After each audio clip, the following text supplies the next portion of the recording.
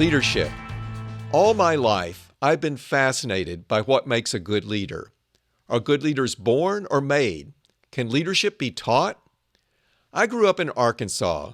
My journey took me to the East Coast, to medical school, to the Midwest, and now to the innovation heartland of Northern California. And after a year in which the whole world has endured crisis after crisis, I've thought even more about leadership, particularly how leaders help us navigate challenging times. That's why I decided the best thing to do was to go out and talk to leaders about leadership and let them speak for themselves. Hello, I'm Lloyd Minor, Dean of the Stanford School of Medicine, and welcome back to the Minor Consult. Now I'd like to welcome this week's prestigious guest, former Secretary of State Condoleezza Rice. What a career! She worked on the National Security Council when the Berlin Wall came down and helped then-President George H.W. Bush lock down the nuclear warheads of the former Soviet Union. Her leadership was forged in the fires of 9/11 when she served as the National Security Advisor. Then, at the height of the War on Terror, she led the State Department, the first black woman in American history to serve as Secretary of State. Today, she leads Stanford's Hoover Institution, a public policy think tank focused on individual, economic, and political freedom. It's my privilege to welcome my colleague and friend, Condoleezza Rice. Condi, thanks so much for being with me today. Oh, Lloyd, it's great to be with you. I look forward to our conversation. Great. You have a fascinating life story. You grew up in Birmingham, Alabama, at a time of incredible tension. The 16th Street Baptist Church bombing in 1963 was personal to you. It took the life of a little girl, a friend who'd played with dolls with you. No one was held accountable for that murder until 2001. How did this event and other childhood experiences shape you? And what did your childhood teach you about leadership? It's ironic, I think, but I believe that in some ways I was fortunate to grow up in a Birmingham that was so turbulent because my parents and the community in which I grew up just surrounded us in love and expectation and a sense of possibilities. You're absolutely right that losing Denise McNair, my kindergarten classmate, I have a picture, Lloyd, of my father giving her her certificate when she finished kindergarten.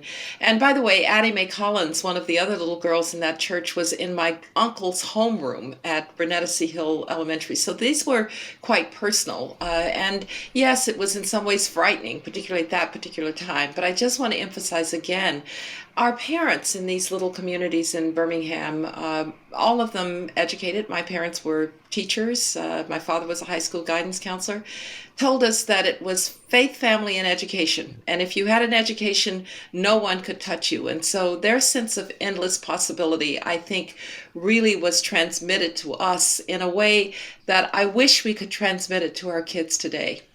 Very, very well stated. And, I grew up in Little Rock, and in 1971, I participated in the first round of court-ordered desegregation busing in Little Rock, and it was such an eye-opening experience to me. And also, as you described, such a hopeful experience about the future. I think the kids that were coming together, I had not been to school with black children because although Brown versus the Board of Education had outlawed segregation, schools remained segregated because kids went to schools in their neighborhoods.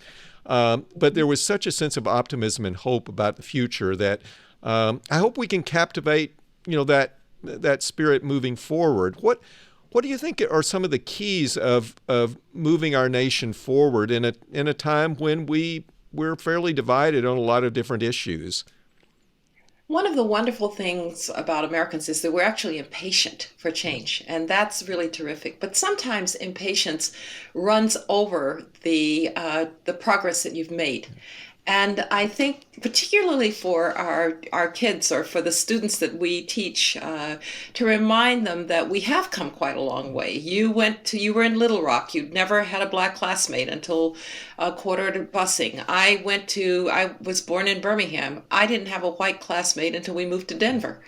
And so we've come a very long way. And if we don't acknowledge that, even though we say and should say that we've got a long way to go, we get into a kind of pessimism about what's possible. Yeah. But if you think about where we grew up and where we are now, optimism is really the way that we should be. It doesn't mean that we don't have hard work to do. It doesn't mean that we should accept the world as it is. We always have to try and look to the world as it should be.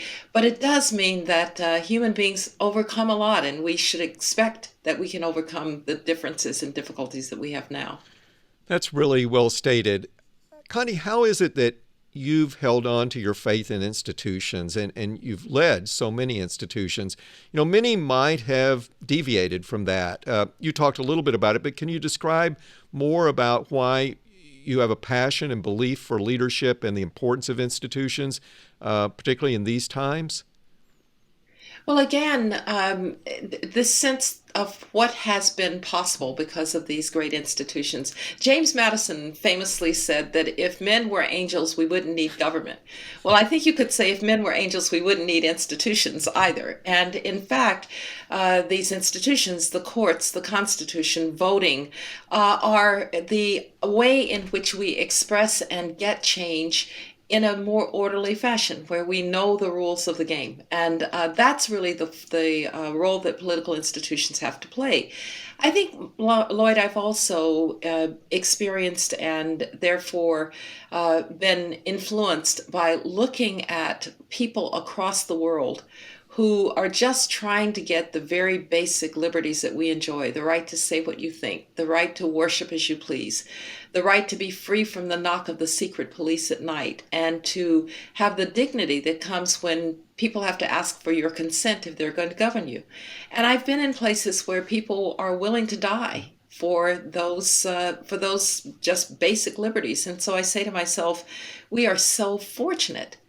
And now we have the task, we have the obligation to defend the importance of those institutions, but to use them for the change that we think necessary. And if you go to most places in the world, you'll come back thinking we're a pretty lucky bunch, and we don't have a right to simply cast this aside. We have every obligation to make it work.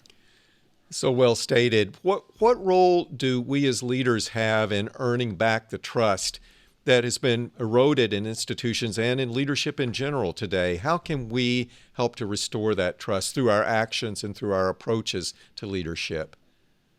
Well, Lloyd, you know from the leadership positions that you've been in that trust is, as George Shultz, my great friend, Hoover Institution Fellow, Stanford faculty member, former Secretary of State, used to say, trust is the coin of the realm. And when you're a leader, people have to trust you. And I always say that the first thing with trust is integrity.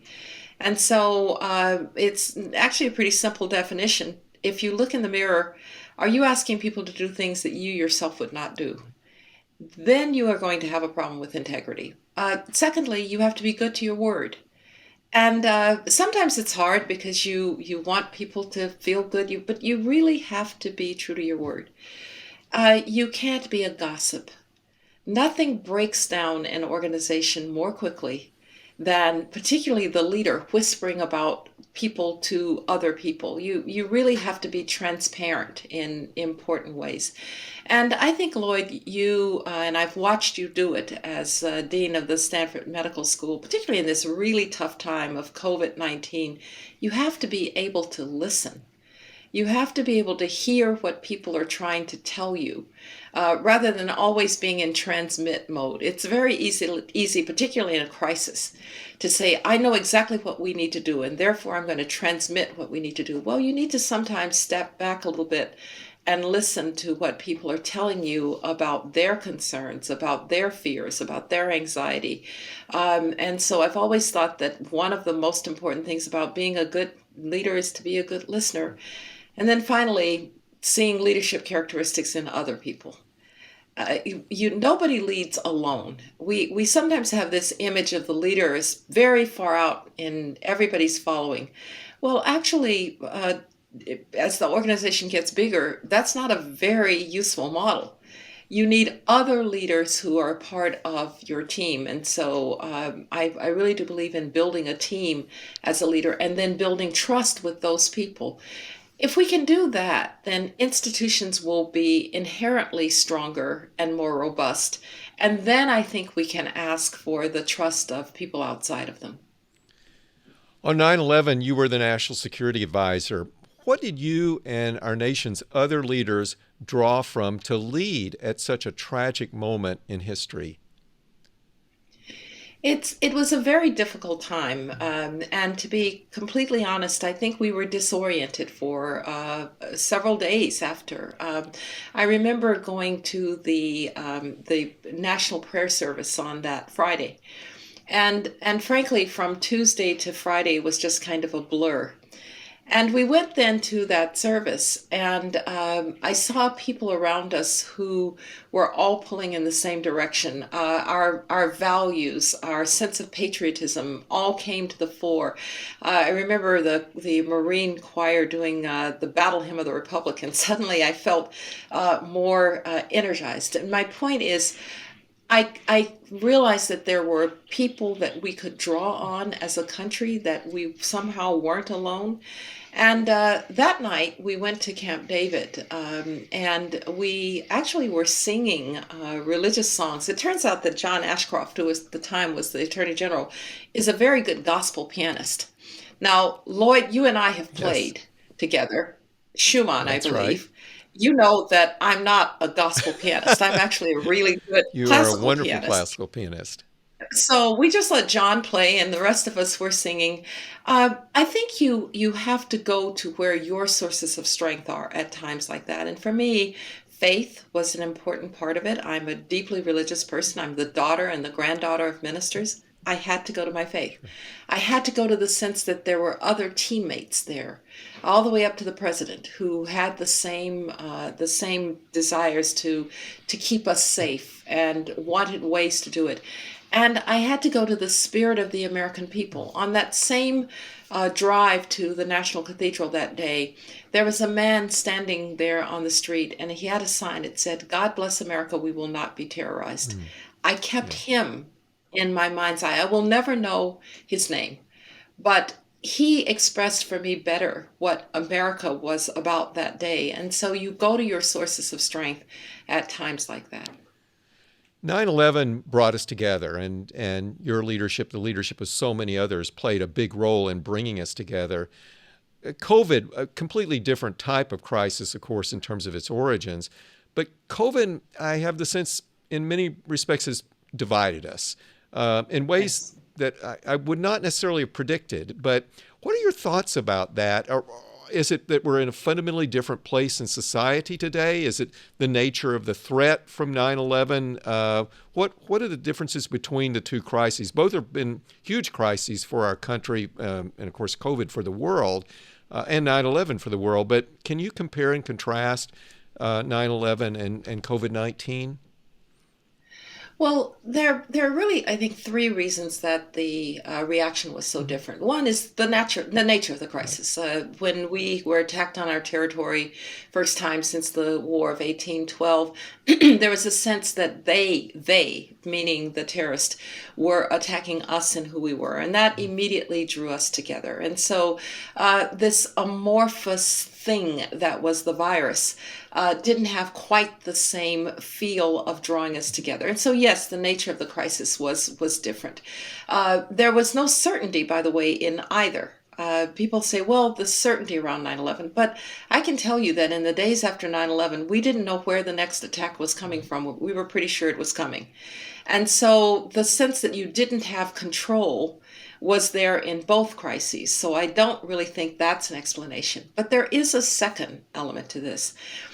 We have had, since that 20 years, since 9/11, an erosion in trust in leadership and in expertise. And I think sometimes we tend to, when we are experts or we're leaders, to try to impart a kind of certainty about what we Mhm. know. And when then that certainty turns out not to have been quite right, there's a bit of an erosion in people's willingness to trust experts. So I remember, Lloyd, another crisis that I dealt with.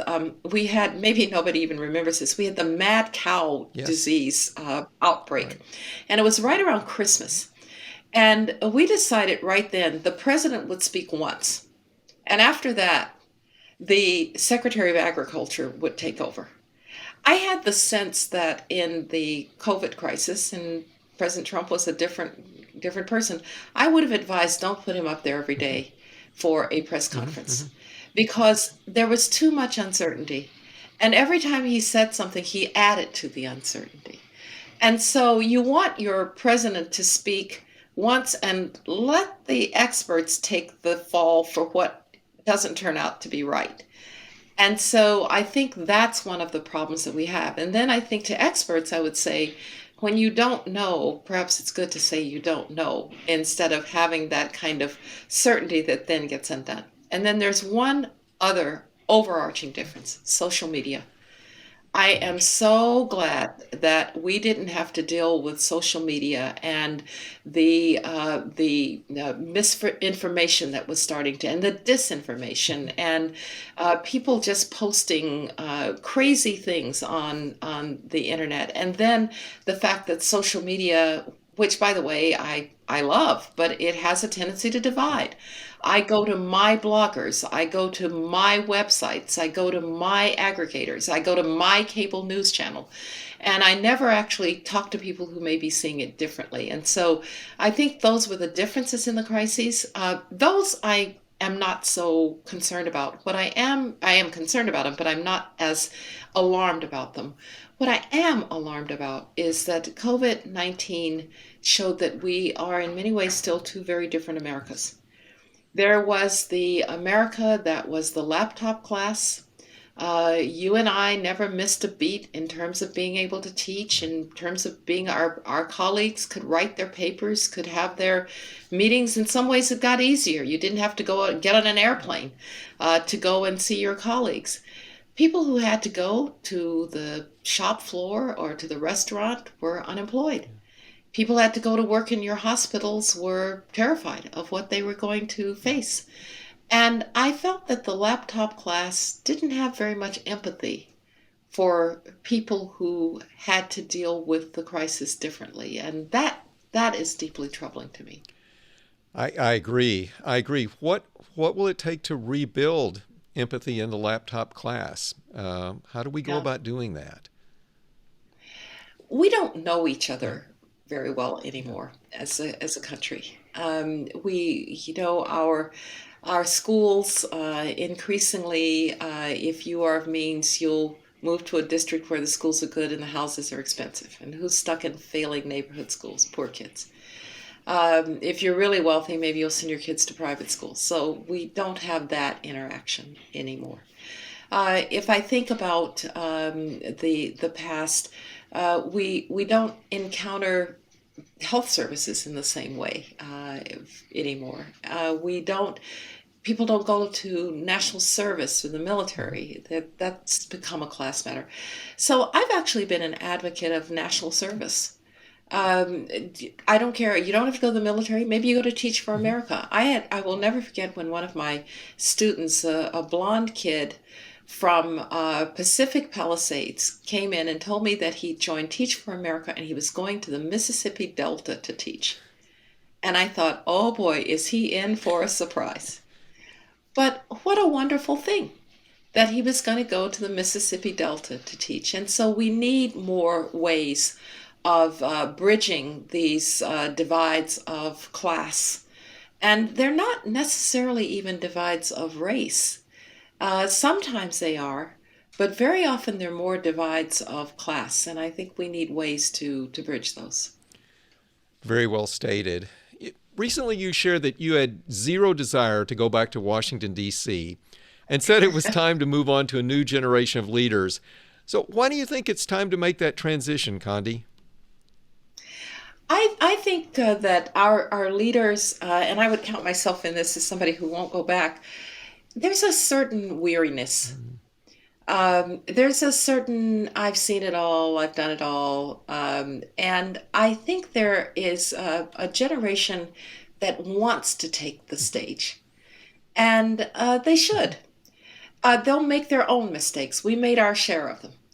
They will come to their own conclusions about what works and what doesn't. We did that in our time. The problems and the environment are so different. I didn't grow up. You didn't grow up with social media. I watch us old folks trying to deal with the implications of if I put it on Twitter, it's going to spread like wildfire. And they grew up in that environment, and so I'm not arguing that wisdom isn't important. It is, but it's also sometimes important to get fresh legs. Let me put it that way. And I'm a little troubled that our leaders, particularly in Congress, seem to believe that they need lifetime employment in the Senate and in the Congress. The founders actually never had that in mind. Right. They expected the citizen politician. Lloyd, what they did was they created Washington, D.C. in a swamp between Maryland and Virginia, and they all went back to the state houses where they thought the real action was. And they had to drag George Washington off of his farm to be president again. And there's a comfort level in Washington of just being there so long. And I really admired when senators or congresspeople say, I'm going to go back. I've done my part here. It's time to go back. And so term limits on the presidency have, I think, been a good thing. I don't know if I really would think of term limits, but I sure would like to think that people might have a life outside of Washington after they've served for a while. In thinking about this generational shift in leadership, how are the leaders of tomorrow going to be different than the leaders of the past in terms of personality, in terms of approach? Some of the leadership themes you've talked about, how do you see those manifesting themselves in the emerging leaders that you work with and have gotten to know and are mentoring? Well, let me start with the good. This is the most public-minded generation that I've taught in the decades that I've taught at Stanford. They want to do something bigger than themselves. And I think if you look at young mayors and young people in state houses and the like, they have that same can do. I want to do something bigger than myself. They've been steeped in we've got to do something on sustainability and saving the planet. They have been steeped in something that my parents would never have even dreamt of a world in which there wouldn't be prejudice, let alone want to work toward one. We were taught instead how to deal with prejudice. These young people want to overcome it, and so their sensibilities are different. And I think that's great. As I said, they grow up with some phone attached to their hands. I'm quite certain. If you really want to solve a technology problem, find a 14-year-old. And so they are different in that way. The one downside to that is it's great to be in a hurry, but we've also given the indication that it's all right to be in a hurry and not have actually done your homework. Right. So I would say slow down, know something before you. I used to tell my classes, Lloyd, I value your opinions, but not your uninformed ones. And there is a bit of lacking of depth sometimes. Yes. When you or I would write a term paper in college, we'd go to the Dewey Decimal System of classification. Right. We'd find this section. We'd go to the stacks. We'd wander around in the stacks. We'd find the books we needed. Now they just Google. Yep. And I'm, by the way, guilty of that too. If I want to know something, I just Google it. But the depth isn't there. And so getting these young folk who have this wonderful sense of possibility and what they need to do and want to do to slow down just a bit. And finally, I would say there's a troubling tendency in our society these days to associate excellence with some of the worst characteristics, like the lack of diversity or ethnic insensitivity. People of all races, all genders, can be excellent. Absolutely. And to say that we're no longer going to have tests for people, or we're no longer going to have high performing students in schools be in accelerated classes. That's a disaster. The regression to the mean is not what we need. And it's a little bit to make a little bit of fun of it. You know, every kid got a soccer trophy, whether they deserved it or not. We have to make sure that that's not the message that we've sent to leaders, because they're going to have to deal with the fact that people have differing capabilities. If somebody's really accelerated, you want to do that. And then you want to bring everybody else up. You don't want to take those who are good at things and bring them down. And I think part of that too is recognizing that it does take a village, right? In terms of people Yes. with diverse interests, diverse talents, diverse skills, which, how do we develop career options that, for example, don't involve a deep knowledge of programming or of other aspects of Yes. technology And and value value those and those, value right? those as much as we do the person who's a coder. Exactly. Now, to be fair, I tell my students, you need to take at least one class that teaches you what coding is about, because it's all Right. around you. I don't need you to be a coder. I just need you to know something about it. But I agree. We have so many skills that are needed that don't even require the 4-year degree. And so we ought to have options for people to train differently. I heard a very good presentation by someone here at Stanford not too long ago, that we ought to stop talking about jobs and we ought to start talking about tasks and skills. Because when you say I'm hiring for a job, you have a tendency to resume check. Did this person have a BA? Did they have this much experience, etc.? When you say skills, it might be a whole nother resume pathway that took them to those sets of skills. And so we probably do need to think about the way that we are hiring people, training people, educating people. Connie, you mentioned before, but I want to return to it. You're an accomplished pianist.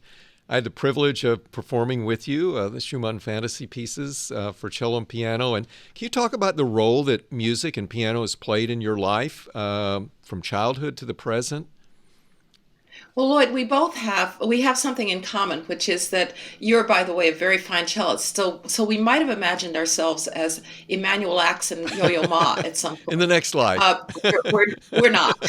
And so, but I had ambitions to be a great concert pianist. I studied from the age of 3.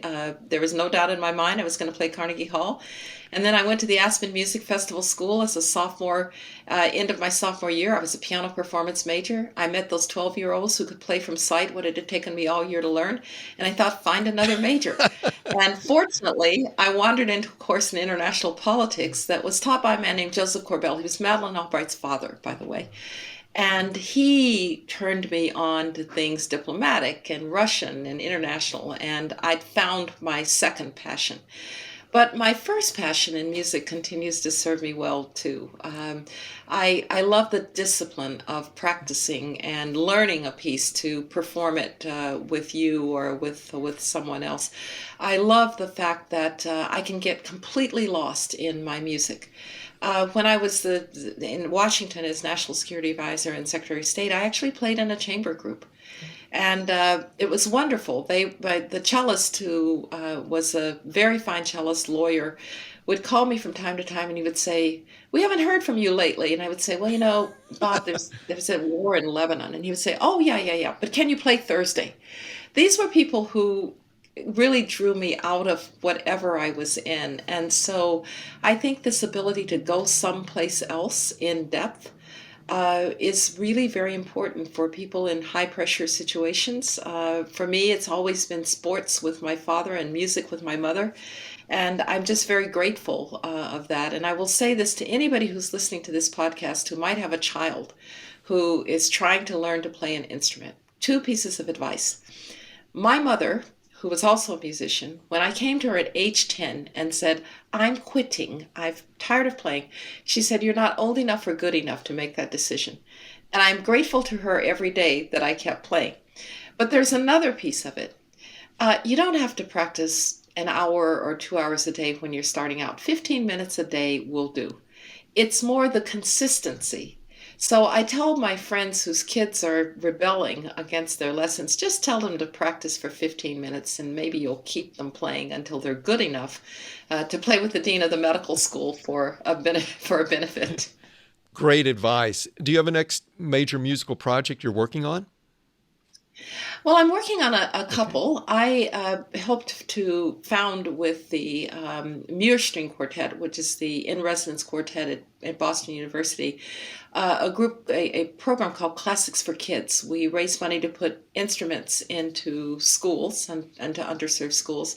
And sometime in the spring or early fall, we'll perform again together. And most likely, the this time the Franck Piano Sure. Quintet. We've performed Brahms and Dvorak quintets.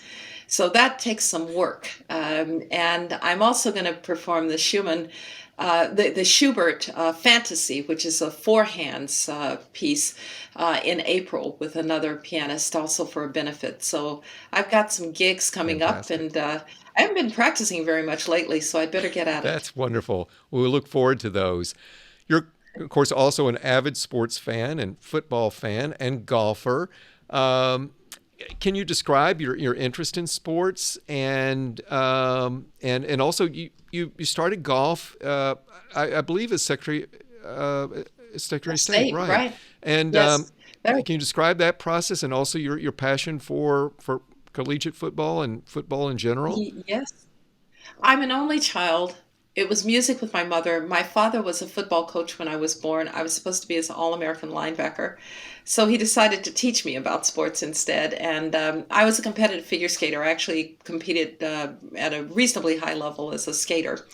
And I got a lot out of that experience. It was discipline. It was getting up at 5 o'clock in the morning. It was having a bad performance one night and having to get up and practice the next day.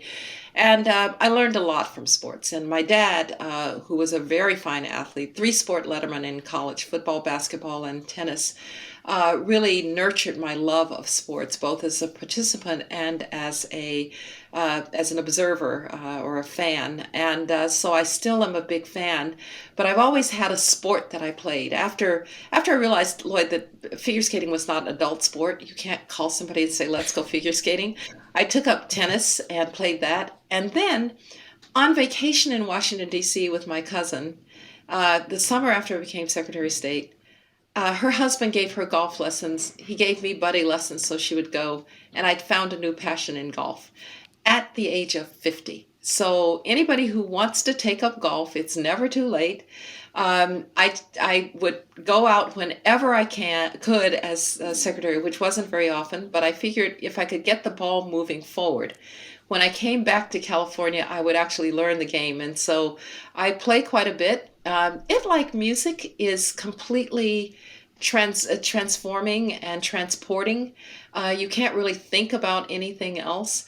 And oh, by the way, it was God's gift to social distancing as well, because Indeed. you can't get too close to another golfer unless you get hit with the ball or with a club. So, and it's outdoors in beautiful places. So it too has been a wonderful way to get away from things.